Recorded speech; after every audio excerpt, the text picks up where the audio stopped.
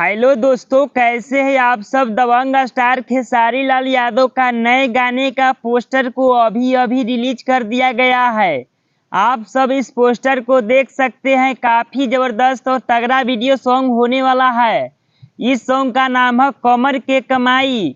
इस सॉन्ग को लिखे हैं अखिलेश कश्यप, संगीत से सजाए हैं रोशन सिंह। आप लोग को ये सॉन्ग काफी ज्यादा पसंद आने वाला है।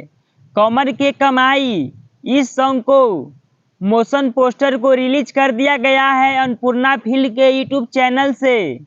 टीजर को कल सुबह 6:15 में रिलीज कर दिया जाएगा। कमर के कमाई इस सॉन्ग को गाए हैं खेसारी लाल यादव और शिल्पी राज। एक्ट्रेस नर्मदा मल्ला काफी जबरदस्त और बवाल डांस किए हैं इस सॉन्ग में। भोजपुरिया फैंस को ये गाना काफी ज्यादा पसंद आने वाला है।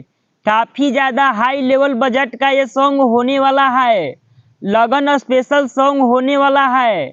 इस सॉन्ग को काफी दिन से रोक कर रखा गया है। कमर के कमाई इस सॉन्ग को 13 जनवरी को अन्नपूर्णा फिल्म के यूट्यूब चैनल से फुल वीडियो सॉन्ग में रिलीज कर दिया जाएगा। तो आप लोग इस सॉन्ग को जरूर सुनिएगा।